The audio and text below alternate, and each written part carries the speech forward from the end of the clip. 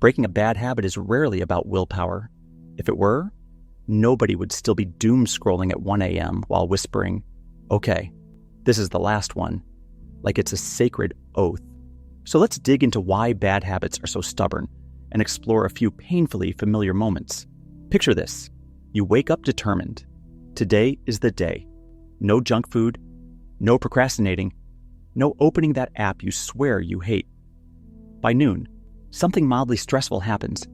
Maybe an email arrives with a subject line that feels aggressive. Suddenly, you're right back in the old habit, almost automatically, like your body made the decision before your brain got the memo.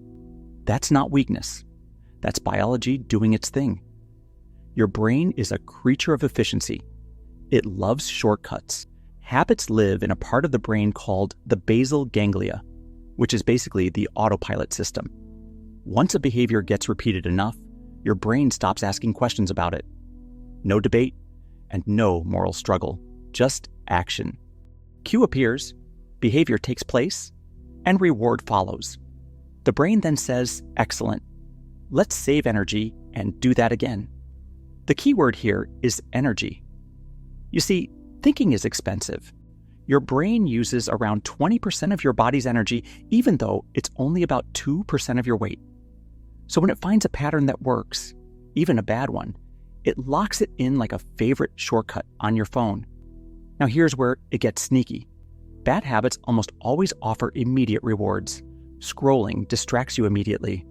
Junk food tastes good right now, and countless other addictions feel great in the moment.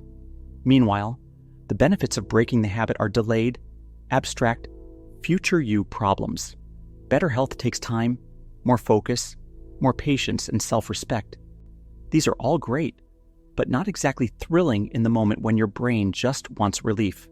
Your brain evolved in a world where immediate rewards meant survival. If you found berries, you ate them. You didn't pause to consider long-term sugar intake. That ancient wiring is still running modern software, and the software is chaotic. There's also dopamine, the misunderstood villain of every productivity video. Dopamine isn't the pleasure chemical. Not really. It's the anticipation chemical. It spikes when your brain predicts a reward, not when you actually get it. That means the craving is often stronger than the satisfaction. That's why you can open an app, scroll for 10 minutes, feel bored the entire time, then still feel the urge to do it again later. Your brain remembers the anticipation, not the disappointment. It's like chasing a trailer that was better than the movie.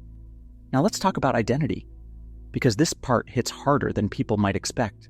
When a habit sticks around long enough, it quietly becomes part of how you see yourself. Not consciously, but subtly. I'm just someone who procrastinates. Or how about, I've always been bad with money. Or I can't quit this. It's just who I am. The brain hates identity threats more than it hates discomfort. Breaking a habit isn't just stopping a behavior. It can feel like deleting a version of yourself. Even if that version is kind of a mess, at least it's familiar. Familiar feels safe. Unknown feels dangerous. Stress makes all of this worse. When you're tired, overwhelmed, hungry, or emotionally fried, your prefrontal cortex, which is the part responsible for planning and self-control, goes partially offline. Your brain falls back on habits because they require less effort. This is why people don't form new habits during chaos, but rather they revert to old ones. Think of your brain like a tired parent at the end of a long day. It's not interested in lectures or life goals. It just wants quiet. Habits provide quiet. And then there's the environment. This part is brutally underestimated. Your habits are not just inside your head, they are embedded in your surroundings. The phone on the table, the snacks in the cabinet, the constant notifications. Routines are often tied to places and times. You might think you're fighting a habit, but you're actually fighting a whole system designed to trigger it. That's like trying to swim upstream while wearing boots. Here's the twist that usually surprises people. You don't really break habits. You replace them. The habit loop never disappears. Cue, behavior, reward. What changes is the behavior in the middle. Your brain still wants the reward. It still wants stress relief, stimulation, comfort, and control. If you don't offer a new behavior that delivers something similar, the old habit comes rushing back like a default setting. The people who succeed long-term don't rely on motivation. They redesign their environment. They reduce friction for good habits and increase friction for bad ones. They attach new behaviors to existing routines. They forgive slips quickly instead of turning them into identity crises. They understand that progress is not a straight line.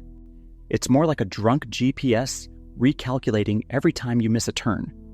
By the way, and this is probably the most important way to succeed in your new habit, start identifying as the person you want to be. As author James Clear states, don't just say that you're trying to quit smoking. Rather, start saying that you're not a smoker. So when breaking a bad habit feels absurdly hard, it's not because you're broken. It's because you're human, running ancient hardware in a world engineered to exploit it. The trick is learning how to make habits work for you instead of against you. And that shift changes far more than a single behavior. It fundamentally changes how you relate to your own mind.